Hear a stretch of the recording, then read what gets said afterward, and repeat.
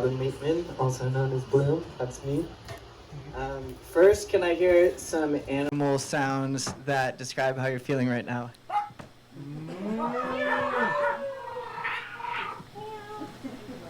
Great. What's your favorite vegetable in the moment? It doesn't have to be your ultimate. Cucumber. Turnips, lettuce, turnip, the beets. Great. Cantaloupes, veggie puns. What about your favorite fruit? Right now, apple, mango. In general, either passion fruit or peaches. Great. Lychees. What's your favorite permaculture principle? I don't know any. Great, I'm going to teach you about it. So, Good segue. so this is Intro to Permaculture Design.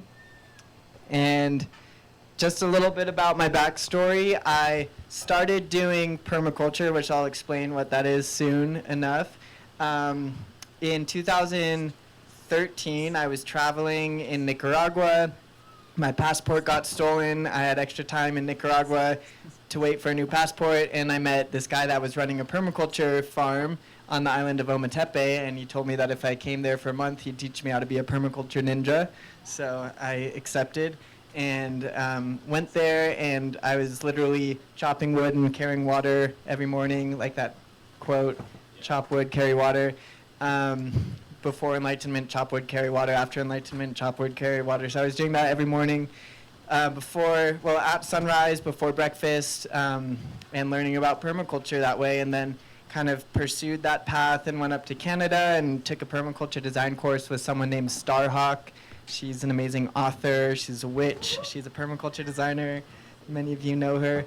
And during that permaculture design course, I planned with a group of friends a permaculture tour called Blooming Biodiversity, where we went down the West Coast and did all these permaculture action events, this being one of them. This was in Oakland at a place called Place for Sustainable Living, it stands for People Linking Arts, Community, and Ecology. So it's this urban permaculture site. They have rooftop gardens, tiny homes. They have a venue for music, all sorts of things going on, a maker space, a bicycle repair space. It's all just happening on this little community spot. So here in this picture, we were just digging out the sidewalk to basically plant a bunch of things in it on the street. And there was a mural painted in the street, like the village building convergence we mentioned here. So this was just one of our action days. And since then, I've also done a permaculture teacher training. I've assisted with multiple permaculture design courses in Maui, one in California at a place called Heartland, which I also helped organize. And also, again, in Canada with Starhawk, I was a teacher's assistant for her course. Here's just some pictures of what Permaculture and Action looks like. The one on the left is in Canada. We planted a garden, then we had a dance party to bless the seeds that we planted by dancing around them, which also made for a great picture. This middle one's in Bali. We had a tree planting ceremony after a full day of learning about permaculture and herbalism, and we all planted a tree and put a flower mandala around it. And then this one on the right is also in Canada on an island, Galeona Island, and we got a bunch of people and dug some swales, which I'll talk about what swales are later. But this is just an example of what some of the fun permaculture in action events can look like. And so before we get into defining permaculture, we're at the Sustainable Living Conference, so I'm going to just talk a little bit about sustainability. This picture is from a really fun series called the Lexicon of Sustainability. So there's all these pictures highlighting different people in the movement and has quotes from them written around it and just talks a little bit about sustainability. So here it says, sustainability, respect Mother Earth, respect the land, learn from the animals. When foraging, always leave something behind. For whoever comes next in this way, you're sure to find something when you come back. So just creating sustainability. And there's starting to become the question of the word sustainability versus the word regenerative. I think they both have their place, but it is good to note that sustainability is sustaining what is, and in the current state of the world, that's not necessarily what we want to be sustaining in all contexts. In some contexts, we do want to sustain it, but in a lot of contexts, we actually want to be looking into regeneration of the land, of the soil, and also reparation, because what's degraded, you don't want to just sustain it how it is, you want to actually regenerate it. And so also a big part of permaculture is this leap from monoculture, which most conventional agriculture is based on, back to biodiversity, which is how nature naturally grows. When you go into a forest, and a rainforest, you'll see all this biodiversity of life. So permaculture design is really looking at how Mother Earth naturally grows and designing our food systems off of that. So this just is a very stark example of nothing grows here unless Kick's neighbor says so. So it's just big empty fields. And then here's biodiversity, which, if you all visualize for me is, for a second, Sanctorum Ecovillage looking like this side of the picture with the biodiversity. That's the vision and the direction that it's going in. So yeah, permaculture is based on the foundations of biodiversity. And so now we're getting into what is permaculture. So a lot of people have heard of organic and organic gardening, but permaculture is a little bit different of a design. So permaculture design was started by a Tasmanian man named Bill Mollison, and he wrote that book over there, the Permaculture Practical Guide for a Sustainable Future, and his student, David Holmgren from Melbourne, Australia. The two of them actually traveled around the world, learning a lot from different agricultural techniques, a lot from different indigenous land management techniques, as well as they studied with Masanobu Fukuoka, who you mentioned in your talk. He was a Japanese natural farmer. And they also studied a lot of ecosystems around the world. So they studied rainforests, they studied deserts, they just studied all the different symbiotic processes of different natural ecosystems. And then they came up with this design system that was just a weaving together of all the wisdom and the things that they learned, and came up with permaculture design. So the difference between organic gardening and permaculture, on the left you can see there's still a lot of rows. You can have row crops in permaculture, but the main difference would be growing multiple plants with each other that symbiotically help each other to thrive, which I'll go into in a bit. But here in this example, it shows organic gardening has higher yields per product, but fewer products, so less biodiversity. Products ripen at the same time, pest control closely monitored, mostly human labor. So organic, I mean, essentially just means you're not using pesticides to grow the food, but permaculture has a whole another layer of biodiversity that goes into it. So with permaculture, there's a wider range of products, including food, fuel, recreation, and habitat.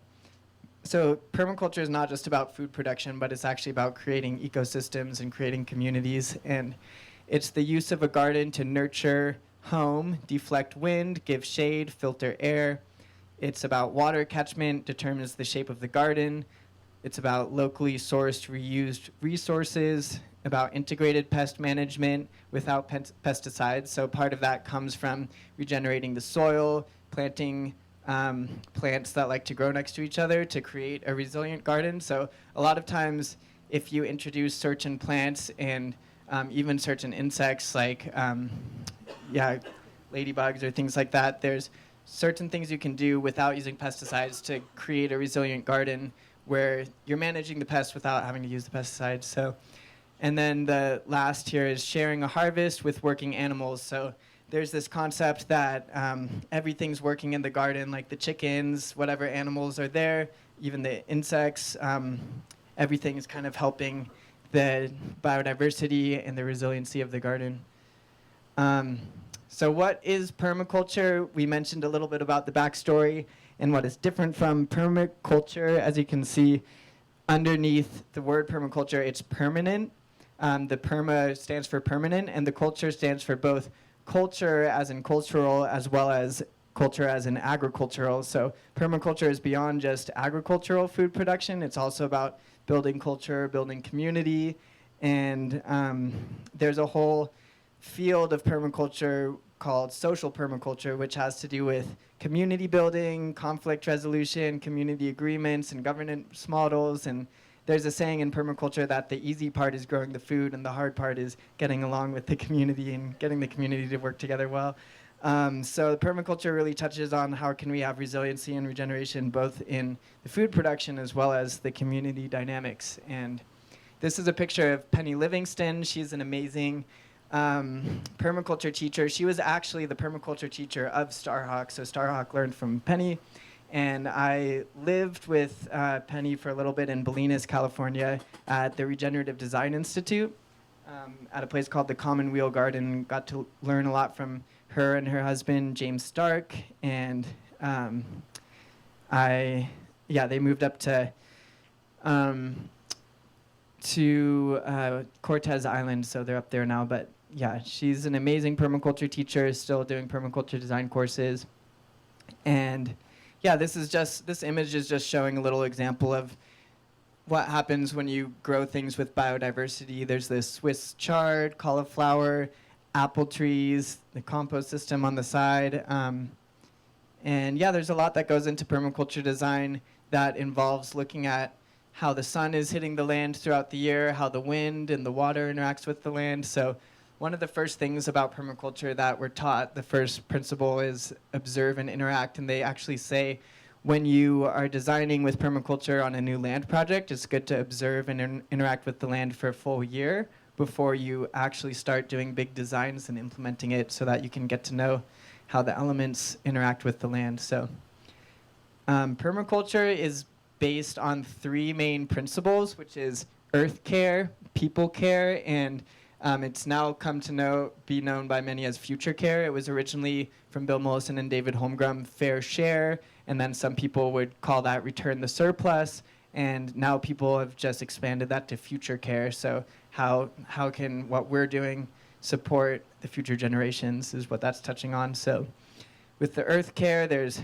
ocean, land, and biodiversity. People care is the interpersonal care, intrapersonal, beyond our own selves, and the economic governance. How are we financially sustaining the model of the community, as well as future care being the long-term investments, both financially and in terms of what's being planted on the land and done on the land, long-term planning and management, monitoring and adaptation.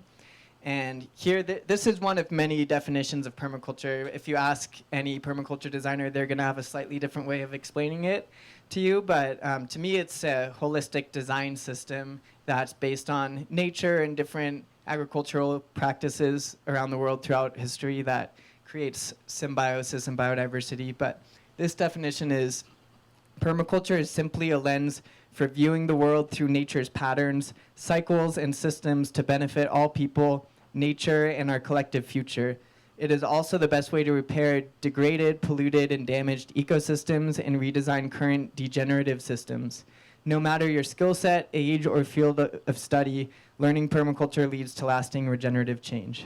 So it's a little bit about permaculture. And here in this model we have in the middle is the three ethics that we just talked about: care for the earth, care for the people, and fair share or future care. And essentially when people ask, is this permaculture or is this a permaculture way of doing things, this is how you know it just comes down to these three ethics. Well, is it caring for the earth, is it caring for the people, and is it creating care for the future, fair share and returning of the surplus? And if it is, then it's probably permaculture or related to permaculture. And then permaculture beyond the three ethics has these 12 main principles, and there's of course more principles that people have come up with over time, but these are the initial founding 12 principles. And these principles they're principles that permaculture designers go by, but they're also kind of tools that can be used in permaculture design. So sometimes I like to do a fun interactive game where we actually act all of these out, and I'm gonna maybe save that for the end if we have time, but if we don't have time, we could do it another time. But the first one is observe and interact. And just to go through it a little quickly and to make it a little more interactive, I'm gonna ask if anyone has an example they can think of. And with permaculture, all of these principles have a ecological and a social application. So I already talked about when you get to a new land project, permaculture designers recommend observing and interacting with the land for a year before implementing major designs. Can anyone think of other examples of observing and interacting either with the land or with a community? Let's say Allen's Farm in Boulder, Colorado is a good example of that. In what ways? They sat on the land for some years to see what it was doing, where the water was moving, and then they brought in Elk Run to actually implement the system design, figuring out where the swales need to be, and then they planted nitrogen fixing trees to help with wind, because that's a huge problem there. And they're also bringing in the cultural part, which I think is great, by actually doing farm share. So they're connecting with all the farms around them to see what resources they have, and they're bringing farm equipment, which they don't have, onto their farm to help harvest their hay and grass, and then they're helping with like compost buckets for local communities, and they pick it up for you. So that's not only permaculture with the land, but it's the cultural aspect within the whole ecosystem. So I think that's a great model. That's great, yeah. And that's an example of how permaculture applies to both the social dynamics and the land-based dynamics, and how observing and interacting is always what you want to keep coming back to, because there's always going to be more information, more data, more things that you can apply to the design. Great. And then the next is catch and store energy. Here in parentheses it says harvest while it's abundant. So catching and storing energy is a big part of permaculture as well, and that applies to solar, it applies to water, it applies to wind and energy, any form of energy, as well as in social aspects. There's the energy of all the people coming to a gathering like this. Like, we have all this energy from all of us being here. We might get excited and spread the word, and next year even more people come, or to the HeartFire festival more people come, because we all tell them how amazing this experience was. But yeah, any other examples of catching and storing energy anyone has? Catching and storing water is a really fun, common way, because a lot of times, like when in Colorado in particular, we'll get like this huge, massive rainfall like once every now and then the most important way to continue to have that water is to find ways to store it. So you can catch and store it through like rainwater systems, but you can also catch and store it in the land itself. So if you like dig certain types of swales, or like if you have different types of ways that your land is configured, then the water itself can be stored there. Definitely. Yeah, and in different environments, that's where the observe and interact comes in. There's different things that are going to be most effective for catching and storing energy. So in some situations, rainwater harvest. In other situations, it's going to be digging swales, which have been mentioned a few times. So a swale is essentially like a trench that's usually built on contour. So you look at the like the topography of the land, and what you do is you dig a swale or a trench that catches the water, and then there's a berm, which is like a mound. So it's essentially carving out the land so that it can catch and store as much water as possible. And one of the big things in permaculture with water to remember is sink, slow, spread, and store. And so anything that's going to slow down the water, catch it, sink it, store it, that's one of the best things you can do with water. So catching and storing energy, a big part of that can be from just interacting with the water that comes onto the land, whether that's through a spring or through rain or anything like that. And there's some environments where it's so dry most of the time, but then you get a bunch of rain at one part of the year, that if you design the land well enough, it will catch all the water that comes for that very short window of time, and you'll have a ton of water to work with for a long period of time.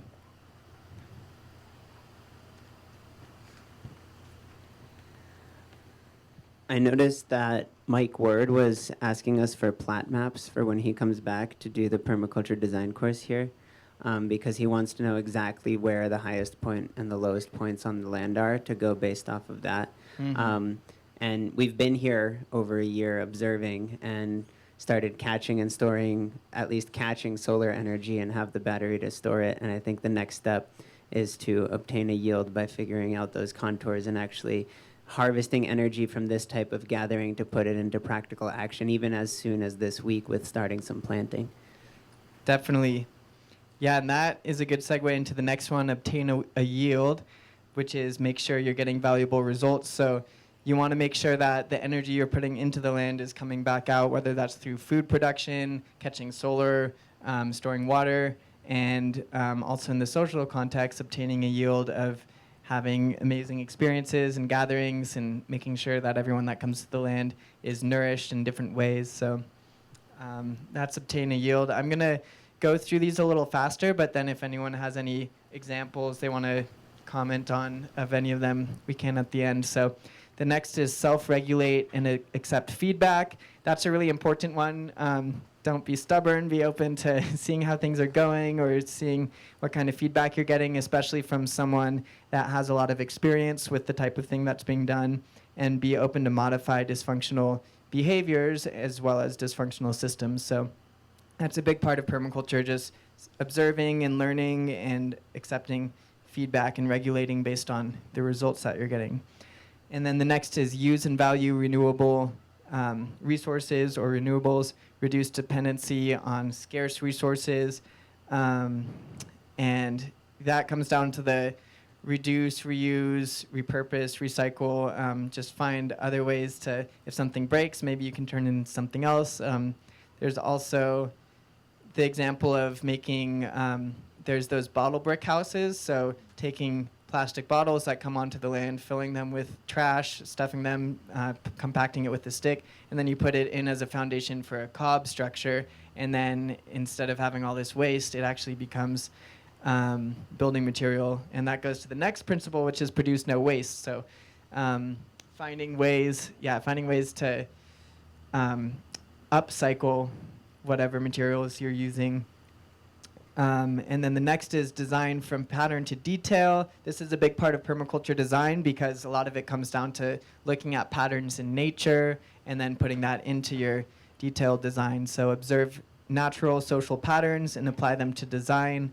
Then the next is integrate, capitalize on how things work together, as how this example words it. But I've seen it also written as integrate rather than segregate. So it's a big permaculture principle of how can we get things to work together, how can we integrate things rather than separate them and compartmentalize them. How can we create a big web that's symbiotic and mutually supportive? And then the next is use small, slow solutions, local resources and responses, manageable scales. So starting small and growing from there and seeing how things go, and then applying feedback, and just going one step at a time. And there's this snail as the image. So small and slow wins the race, as we all learned when we were kids with the with that story. The next is use and value diversity. Diversity leads to greater resilience. So the more biodiversity in the garden, the more diversity of ideas and ways of doing things, the more resilient the community can become. So that's a big part of permaculture too. Then the next is use edges, value the marginal. Important things happen at the intersection. So that could be the edge of your property. Maybe that's where you grow some sort of vine, fruit like grapevines along the edge of the property, or maybe that's where you put in a windbreak. That's also a privacy protection from the neighbors.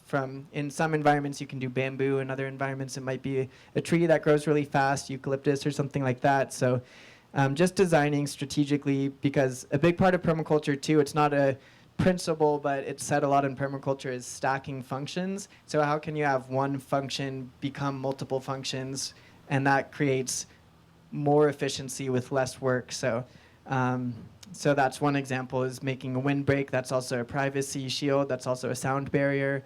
And so a big part of permaculture is just finding ways that to make whatever you're already doing have multiple functions, which is called stacking functions. So and then also use the edge and value the marginal can be a cultural thing too. Like, where's the edginess happening? Where's the underground movements happening? How can we incorporate that into the movement of sustainability and regeneration? And then the last principle is creatively use and respond to change. envision possibilities and intervene in effective ways. So permaculture is all about being resilient and adaptable, making yourself an adaptogen, so being able to adapt to whatever comes as times are changing, as climate's changing, just finding creative ways to respond to change. So those are the basic permaculture principles, and if anyone has any questions or clarifying points or wants to share an example about any of these, yeah. I just want to know where fire comes into play as a medicine in your permaculture, because a lot of land out here has been missing fire, and it is necessary for the ecosystem to thrive. Mm-hmm. Yeah, there's a whole kind of subsection of permaculture called firescaping. So it's landscaping for fire resiliency. And I've heard a lot of people talk about how indigenous tribes would do smaller controlled burns in forests to prevent larger burns and just to kind of create more fertility in the ground, because the fire actually does create an environment for more fertility, for more plants to grow. And you were mentioning earlier today that you've seen fires done on lands like this, and within a few days everything starts becoming green because it kind of awakens the seeds. It creates more of a fertile environment for new life to come out of the ashes. Right, and so like in my mind, in a sense, the earth is also catch and store energy when we don't use the energy of the dead decaying, you know, and use the fire as medicine for that. Yeah, the fire is renewing, and when it's used in the right way, as a lot of us know, it can be a really powerful regenerating tool. And that's also a big part of where swales come into. I've done some work with a friend in Nevada City where we dug swales, but I'm going to get to a slide that talks about Hugo Culture, which is a German term, but it's essentially like a swale with a bunch of logs and sticks in it. So it's essentially creating a sponge for water retention and moisture. And if you design it the right way around the structures and things that you don't want to burn if a wildfire comes, then you create this water wall that if a fire was going to come, it actually becomes like a firewall. So you can retain all this water, you can plant things on top of it, and then it creates a barrier for fires that are coming that has all this moisture retained. And yeah, so there's a lot of design principles for both fire protection and also using fire for regeneration. Any other comments or ideas on this? Yeah, I just wanted to make a comment about using edges and valuing the marginal that I think you all would find interesting. So in ecosystems, it's kind of like designing from pattern to detail as well. In ecosystem, the way I've heard it explained to me is that if you have any two ecosystems that are converging together, like if you have a river and a forest or a forest and a meadow, it's the space, it's the intersection, right, where those two ecosystems converge that are going to have the most life and the most exchange. And I'm sure maybe a lot of you already know that, but I think that that is huge, especially if we apply that to social systems, considering that all of nature uses that principle inherently for all of this exchange of information, where life and death, and it's also kind of risky for those animals, like either in the meadow or in the forest, to come to that place of like, I have to go there right now, but it's kind of intense and kind of scary because it's not my normal thing, but I have to do it to stay alive. I think that when we apply that to social systems and thinking about where cultures and where those marginal spaces of people coming together is where the most life happens is just a really beautiful concept. So I wanted to name that. Mm-hmm. Yeah, and that reminds me of one of my permaculture design courses I was at in Canada on Vancouver Island. We planted like a food forest orchard in a meadow that was right next to a forest, and fruit trees like more fungal soil. So we actually went into the forest, got a bunch of really rich, fertile soil from the forest, and then used it to plant the fruit trees so that they would grow better. And also forests are a lot of times where the mushrooms will grow and different things that grow in a forest, but maybe not in the other environments. So right on the edge between the meadow and the forest is also a good place to inoculate mushrooms and grow things like that. Great. So yeah, permaculture, there's a lot of different descriptions and diagrams and ways to explain it. And And yeah, as you can see here, people like to expand on these basic principles. So for observe and interact, there's stop, look, and listen. For catch and store energy, there's save some for later. So there's a lot of ways to expand on these principles and further the ideas of how they can be applied.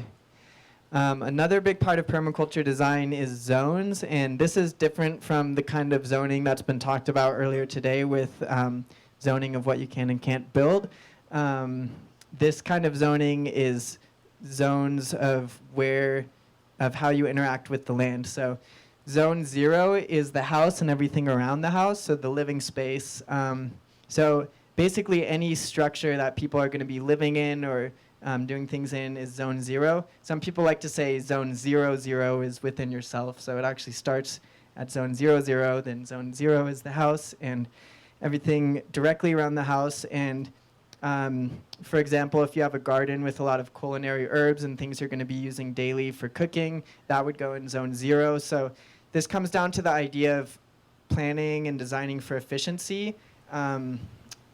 Whatever you're going to be interacting with the most, you want it to be closest to where you're going to be the most. So the gardens that need watering every day, the things you're going to be harvesting from every day, that's zone 0. Then zone 1, in this picture are some of the gardens that maybe you water once a day, but you're not there like all day long. Zone 0, zone 1 in this example has the greenhouse, it has the gardens, and we see this intersection. There's the pond here that overlaps with zone 1 and zone 2, and so zone 1 is the things that you're going to maybe want to interact with daily. Zone 2 is maybe the fruit trees, the things that you might not go to every day. Maybe when the trees are getting started, you might want to water them more every day.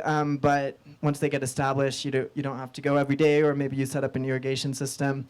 And also in this picture, there's the pigs and there's the solar panels. And basically zone 2 is the things that need less frequent maintenance. You still want to feed your pigs every day, but also maybe they're in zone 2 because you don't want the smell to be so close to the house. Or there's different factors that go into it. But then zone 3, it looks like it's more, I'm not sure if that's supposed to be lines of crops or fences or what that is, but the further out you get, the less frequent interaction there is. Zone 4 is maybe swimming holes in forests that you go and take walks in. Zone 5 is usually wilderness that you just let it be and don't even go into, so that it can just do its own thing and be a untouched ecosystem other than hiking trails that go through it and things like that. So, and as Ashke said, stay on the trail when you go hiking. So that's where zone 5 are the places that you don't really want to disturb. So this is just a good way to think about things with permaculture design, because when you're designing and planning things, you want to make it easier for yourself in the future, so you're not just constantly going on super long walks to take care of things every day. So you want to design with that in mind so that you can create as much efficiency and effectivity as possible. And there's also something in permaculture called sectors. So there's zones, and sectors are big things to look at. And often in permaculture design, there's translucent paper that you'll draw the sectors on. And the sectors are the wind sector, the sun sector, so how the sun interacts with the land. And there's actually now sun calculators where you can just put in the coordinates of your land, and then it will show you how the sun hits the land and from what direction any day of the year. So you can actually go through a calendar and look any day of the year and see how the sun interacts with the land. Of course, observing it is how you're going to get the best data, but it's also helpful to have tools like that.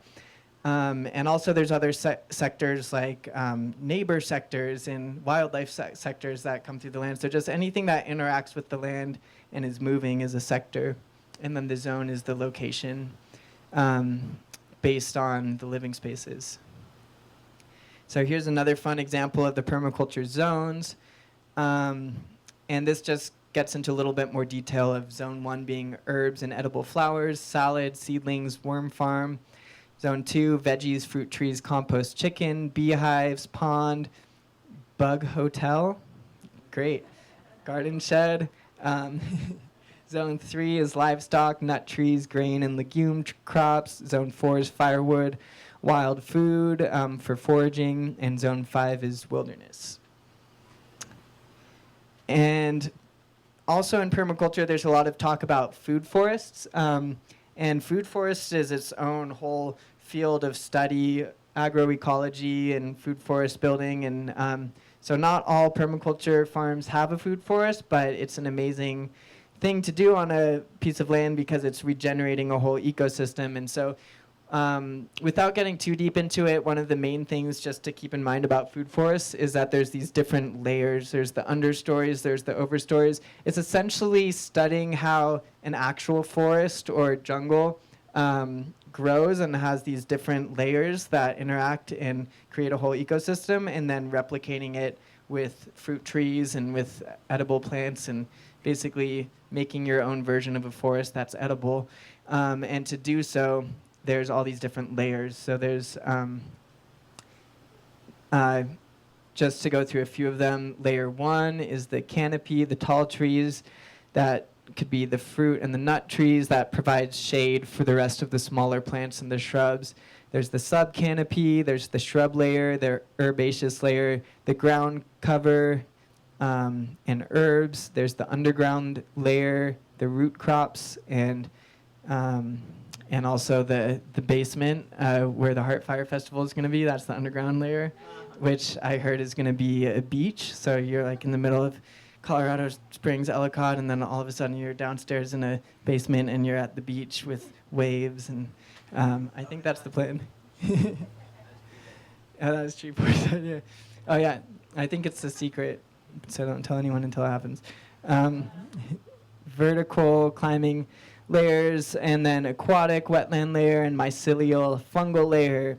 So there's all these different layers of a food forest, and these are layers of an actual forest you would find in nature. So creating a food forest is just learning from nature and replicating it in your design.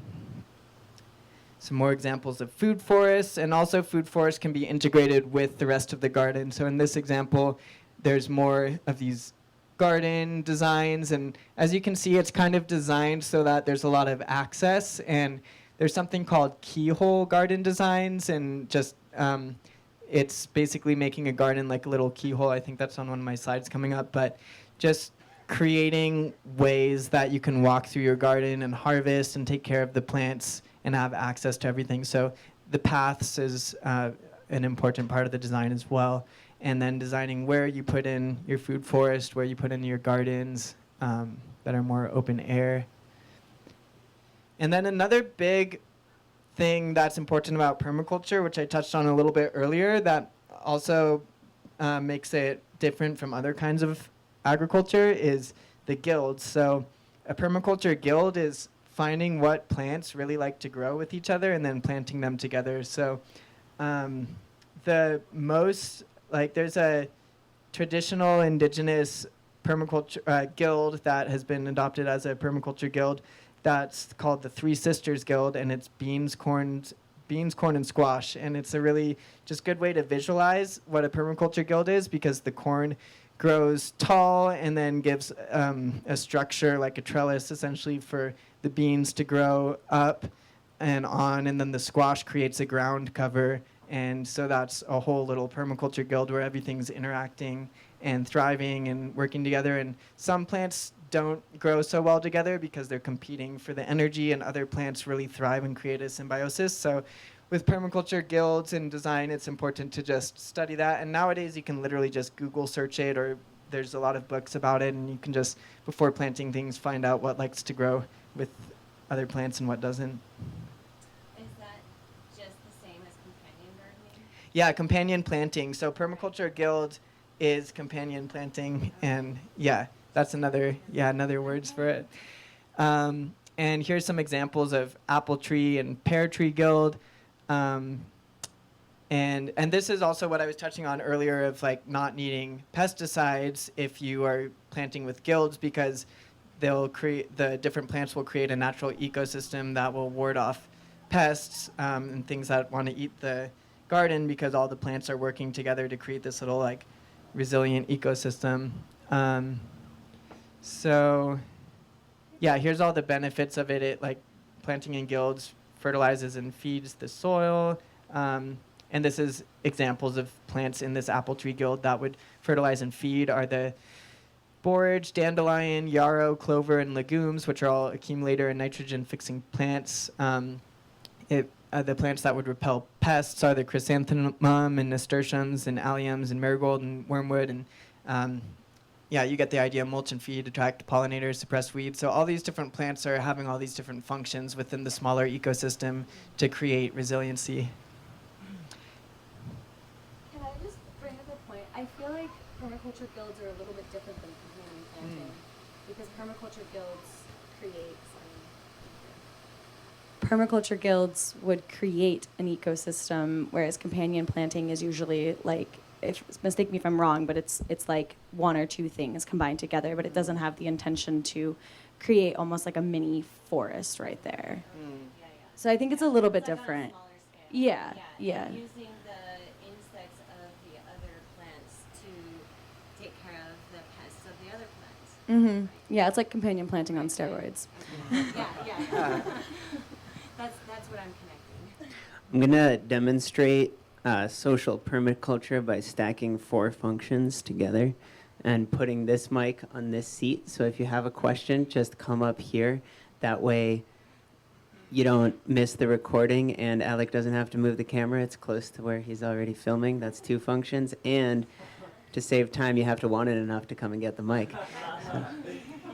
Just try not to point the microphone directly at the speaker.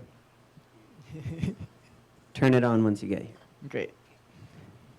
Yeah, and feel free at any time if anyone has any questions or comments, you can go into it. So this is an example of a keyhole garden, which I mentioned. It can look like a lot of different things, but this is an example of just designing it where you're maximizing the space, but still giving access to all the plants. So making these little paths where you can go in to the middle of the garden and harvest, water. You don't have to step on the garden bed.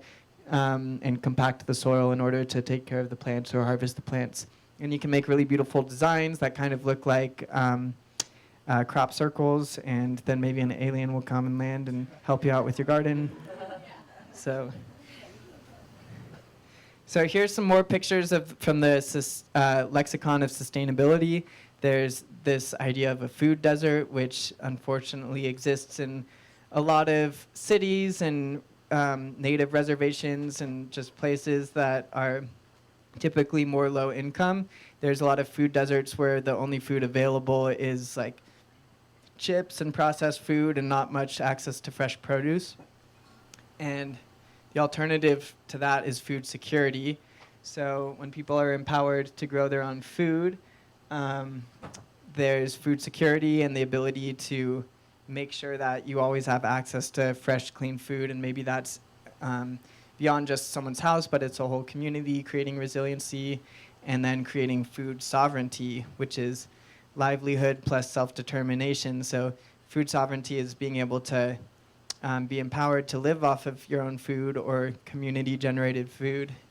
And that's where the community-supported agriculture comes in, because maybe not everyone can be growing all of their own food, but you have some people growing some of this, some people with chickens making eggs, some people growing different things, and then everyone can exchange and support each other and also provide food for people that aren't growing their own food. So there's all sorts of ways to create more community resiliency and sustainability.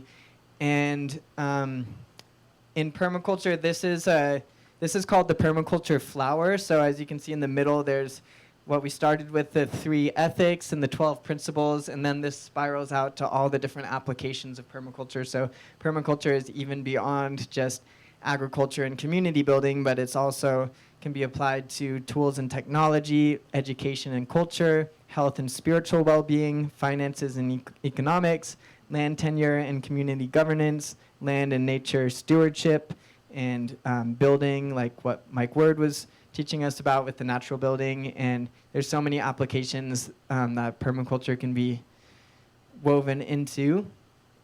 And I included this slide too because of the Worldchangers organization. The organization here, this one talks about world change. So permaculture design can be applied beyond just a bioregional community.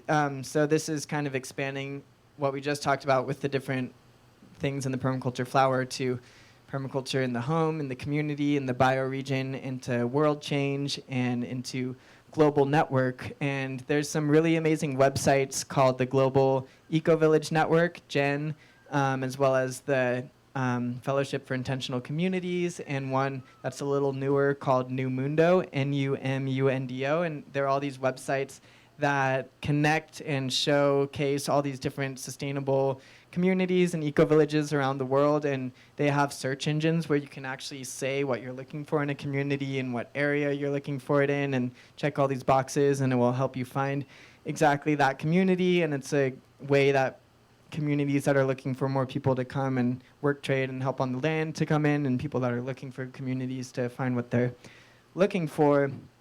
And with the world change aspect, I know there's some communities that are involved in larger political activism and environmental activism. Tamara Institute in Portugal is one of them, where they're known to, I think, at least once a year do some big environmental action that always gets in the news. They've done a big action against offshore drilling in Portugal, and they take their whole community that's mostly there growing food and building community and doing the eco-village thing, and they channel that energy into larger causes as well. So there's so many ways that this can all be applied. Yeah. I just wanted to share my mom calls it the food-based economy.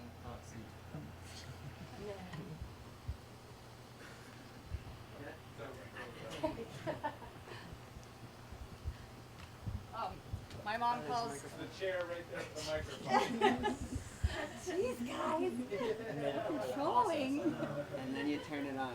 Press the button. Okay. I wanted to share that my mom calls her food-based economy permaconomy. That's all. Permaconomy. I love that. Well, we have time for a couple music videos to kind of put into more artistic expression everything I just talked about. But before we go into the music video, does anyone have any other questions or comments or things that they're excited to share?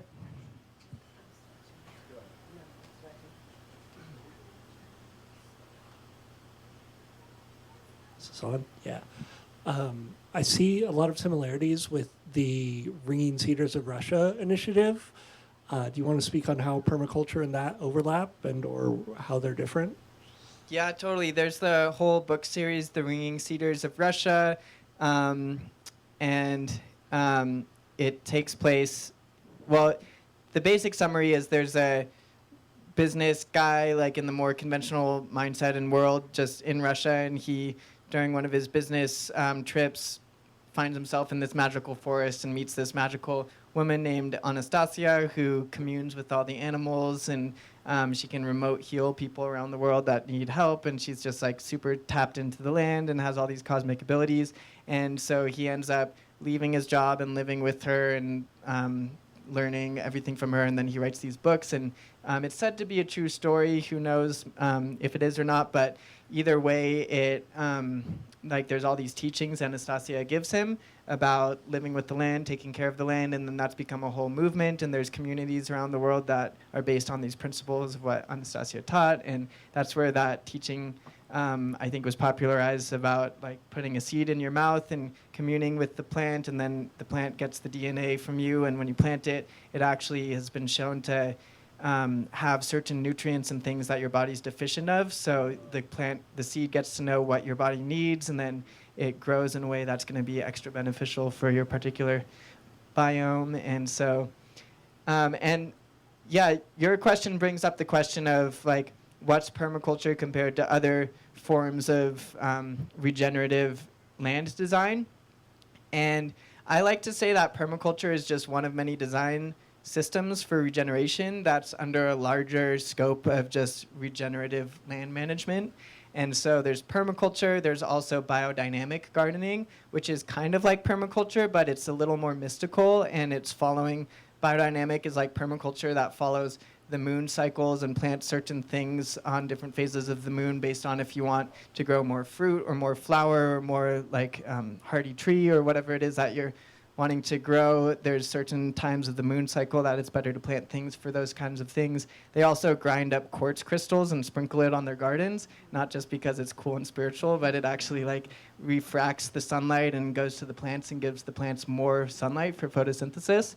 And the kind of big secret of biodynamic gardening that biodynamic gardeners will get super excited about, and they'll just like, they can't stop talking about it, is it's called 500, because it's a way of creating 500 billion microorganisms that you can inoculate your soil with. And it's literally taking a bullhorn and filling it with bull dung and burying it for like a period of time. And then you pull it out and it's just filled with all these 500 billion positive microorganisms apparently, and then you put it in your garden.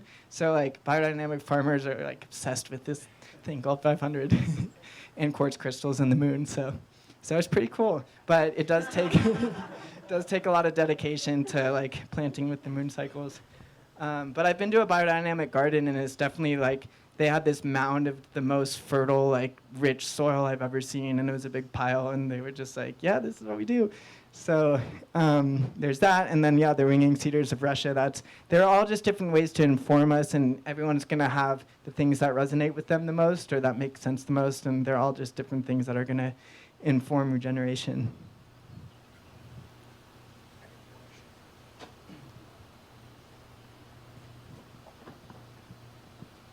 Oh, sorry. Back on the, I think it was Permaculture Guild. Is that what it's called?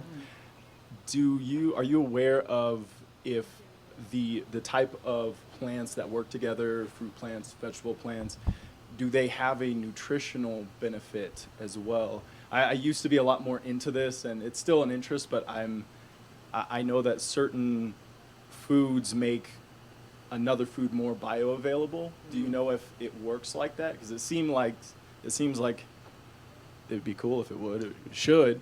Totally. Well, I think ultimately all the plants that you plant are going to help enrich and regenerate the soil, which ultimately will bring more nutrients and bioavailability to the plants. So the more you plant with permaculture guilds and with compost and different things to increase the fertility of the soil, the more it will allow for those pathways of nutrients to come into the plants. Very cool. Thank you. This thing doesn't turn off. Or you have to hold it. I'm not sure. Okay. I just wanted to make a plug for social permaculture, which Bloom has talked about a little bit, but I am actually a part of a really big community in Denver that's really into social permaculture. And that community doesn't intersect with this community or other change-making communities that I'm a part of very often, but they're doing really, really good work, like creating things like the Grow House. If any of you are aware of the Grow House, it's in the Elyria Swansea neighborhood. There is some intersection, but I would say it's a community and a practice that is really amazing. So if any of you are in the Front Range and you're curious about dropping into the social permaculture community, I would love to talk to you and invite you all to some events. And I'm slowly trying to weave those pieces together. So that's all. Yeah, in social permaculture, it's kind of an endless study, and Starhawk actually has a book called The Empowerment Manual that's all about social permaculture and gives a lot of examples of scenarios of conflict resolution, and she gives social permaculture courses. And Starhawk actually has this thing she likes to say where the number one thing that brings communities together is when communities sing together. So I really love that we got to sing together last night, and we'll do some more of that tonight. And then she says the number one thing that breaks communities apart is when there's issues with the dishes. So, and it's of course beyond that, but yeah, whenever there's some sort of like conflict, that's another thing I've witnessed too, is the closer a community becomes, if there is some sort of internal conflict between two people, it can affect the whole community and sometimes even break the community apart. So the more there's models for resiliency and conflict resolution, the more things can keep going when the inevitable conflict comes up. I just wanted to make a comment about kind of like the way that permaculture, like that I've seen that it can affect the specific region that we're in and why that's important. So like on a global scale, like over 30% of our land is actively desertifying in the world. And permaculture is a form of land management that can not only slow that, but reverse it. And so are other regenerative agricultural practices, but that's kind of why it's so important to be like paying attention to these types of land management practices, because it's one of the few things that can not only stop like what we're seeing as far as like the amount of carbon in the atmosphere, but it can actually draw it down, and it brings the carbon back into the soil biome. But a really beautiful example in our local region is, well, I could list a lot of examples, but some of our really good friends at Elk Run Farm, Drylands Agroecology Research, they're doing some really amazing things. And Nick has been on a parcel of land for 7 years that actually, like the NRC, the National Soil, I can't remember what it's called right now, they basically told him, like, there are people who work on a national level to regenerate soil, and they were like, you should move to a different property. Like, you're not going to be able to do anything here. And he's like, well, like, this is where I am, this is the land I have. And he's been implementing permaculture designs there with minimal water rights. And he has seen over 8 inches of soil growth, which soil scientists from CSU have come, and there's this one soil scientist that's working with them, and he's just been astounded. And he like has just gotten emotional about the fact that they were able, he's never seen anything like that, using permaculture design to be able to grow soil.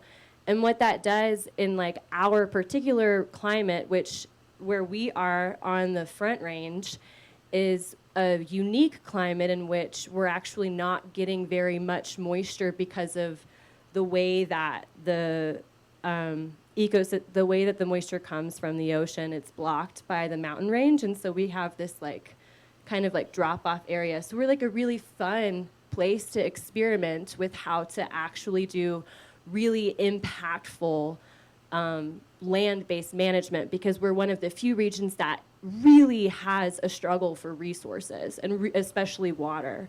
And so it's just really fun to see. I just wanted to talk about that like on a bigger scale, like these types of practices have huge impacts and implications, and we're in a place where if we can do this work here and we can show a model for how to regenerate land here, we can actually say, like, we are in a bioregional climate that matters for this particular type of research, for this particular type of work of regeneration.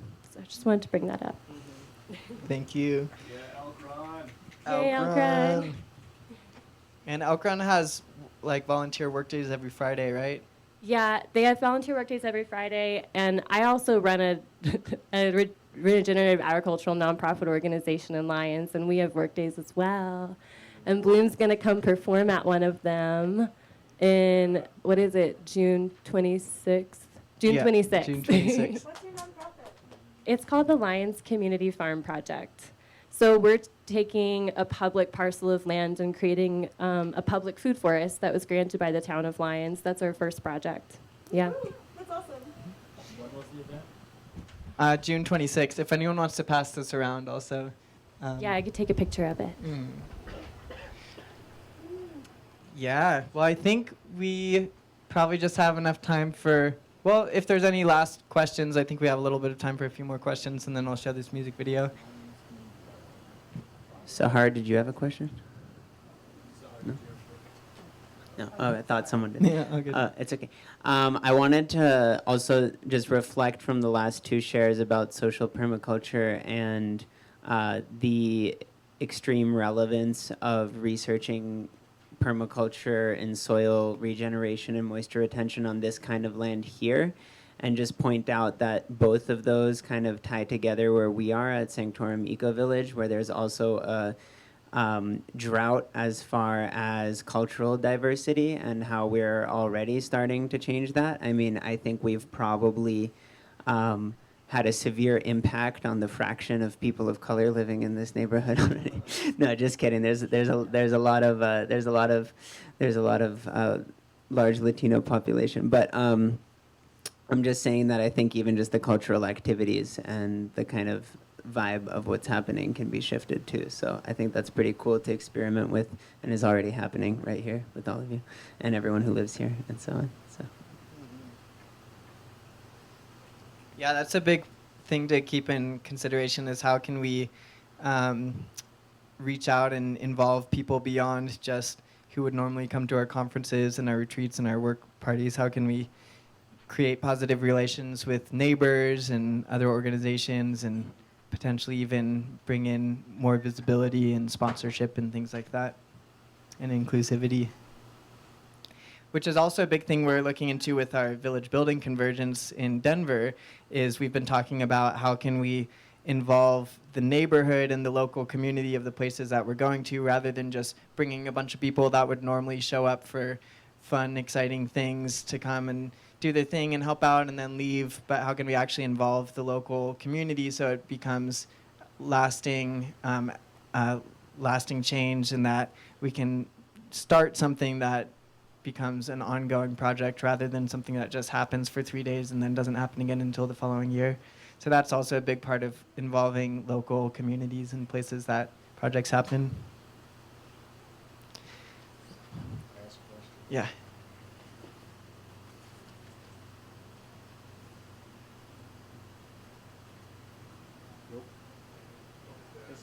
Oh, you have to hold down the button. So what does it look like for the Midwest and the grasslands? Some people, should they create gardens around wherever they live and all the acres around them? Should that be restored to grassland? Or should everything, could it be a garden?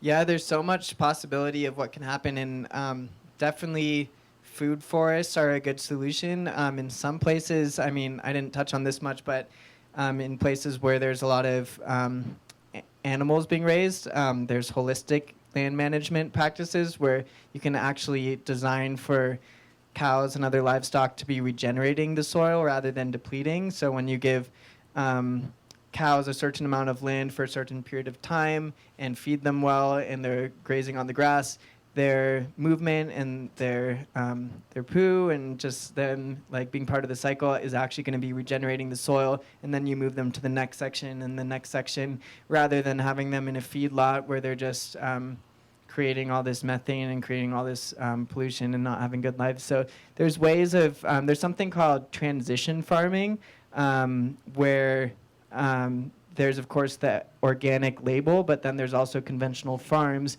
And to make that jump, there's, I've seen actually a new label pop up, which is transition certified or something like that, where it's a farm that is actively working towards becoming organic. And they're not there yet because it's a process and it takes time and money, but they're in the process of shifting from conventional farming to organic, holistic farming. And so I think Saoirse actually told me that there was a law passed at some point, maybe even recently, in Boulder, where farmers that own land, or maybe even that are, no, farmers that are renting land, because a lot of farmers actually rent land and aren't actually owning it. So there was a law passed in, I'm not sure if it was all of Colorado or just in Boulder County, but if the farmers are actively working towards regenerating soil, they get 50% off of their rent for like 3 years or 4 years or something like that. So anything like that is going to help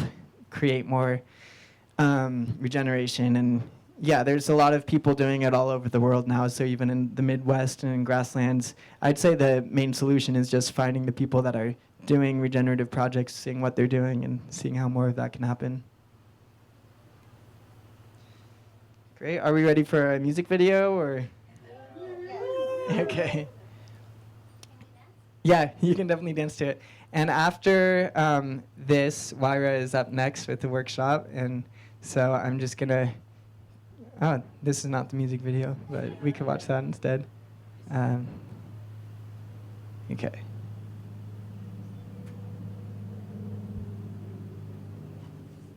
Here we go.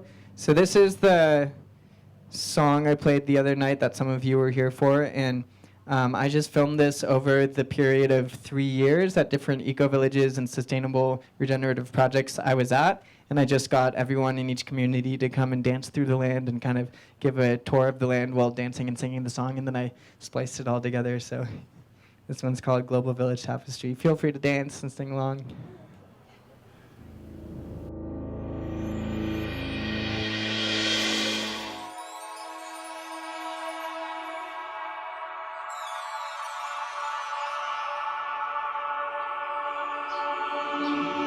Hand by hand we can weave this dream of a global village tapestry. Weave in, weave out, up and down, all around. Hand by hand we can weave this dream of a global village tapestry. Weave in, weave out, up and down, all around.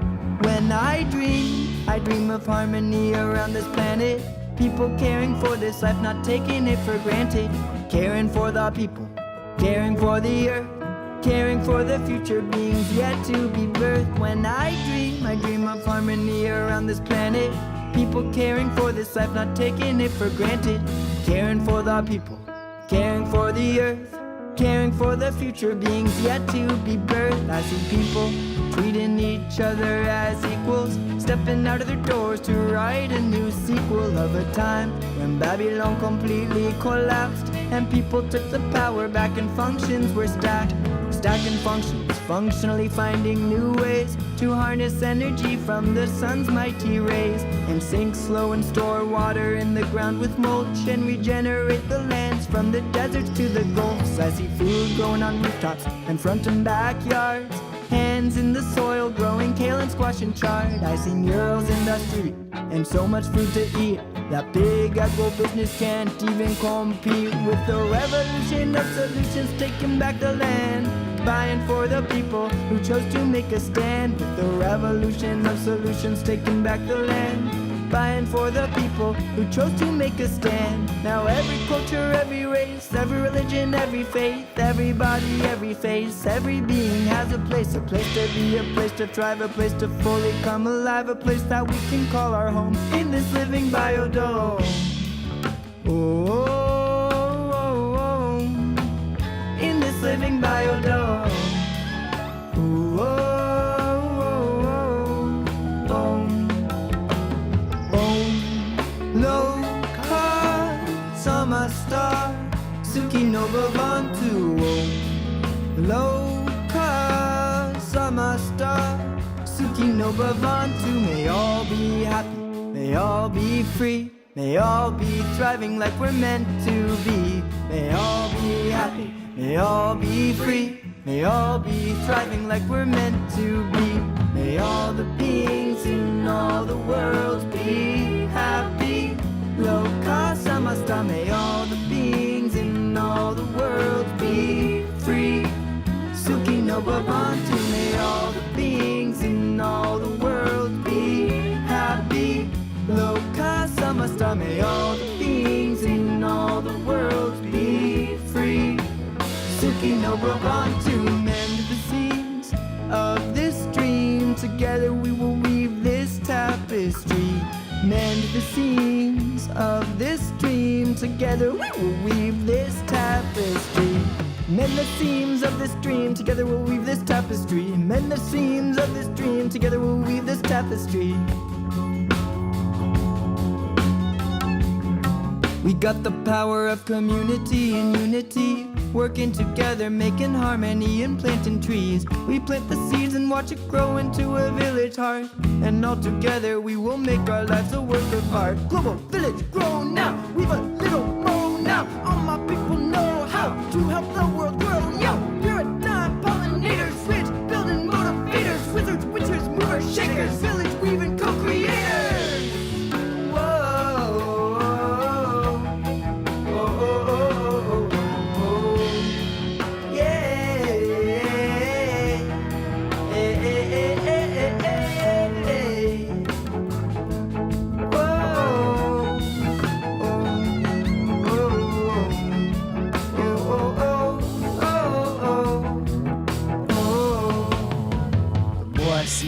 believing it, the more that I believe in it. Yes, we believe in it.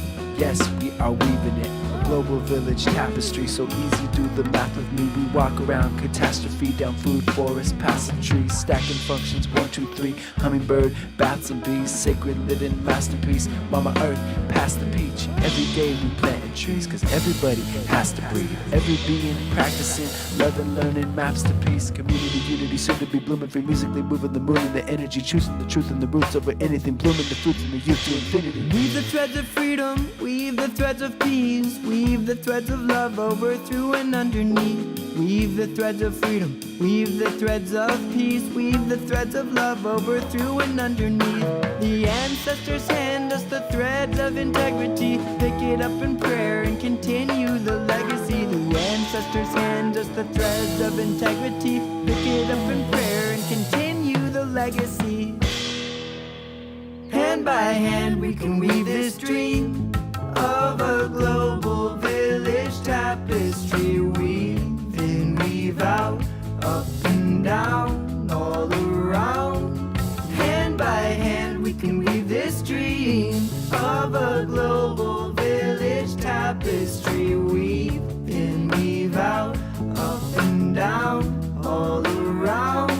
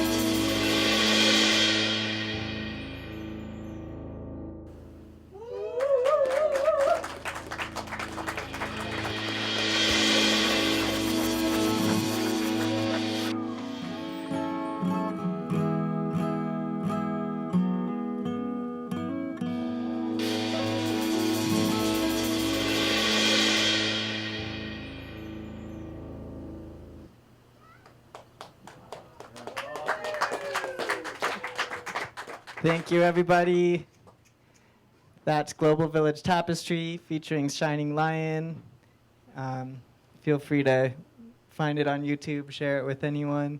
And that concludes my permaculture, intro to permaculture talk. And just with the 1 minute or so I have left here, I'll do a couple plugs. There's a lot of permaculture design courses here in Colorado, so I definitely recommend checking those out. I'm also involved in organizing a permaculture design course at Heartland Ecovillage in California near Nevada City with Sarah Wu and Ryan Rising from the Permaculture Action Network. So we skipped this year, but we'll be doing it again next year in the spring. And also, I'll be DJing at this Permaculture Action Day at the Lions Community Farm on June 26th, as well as for anyone coming to Sonic Bloom Festival. I'm also DJing at the Permaculture Action Day for Sonic Bloom, which is the Thursday, the day before the festival starts, close to the festival site at the Atzlan Community Center, which is a sacred ceremonial Sundance site for the indigenous of that area. And so we'll be doing some work to repair the arbor for the Sundance, harvest willow for Sweat Lodge, as well as doing compost and mushroom inoculation and other kinds of permaculture work there. So thank you, everybody. Thanks for coming to my Intro to Permaculture workshop.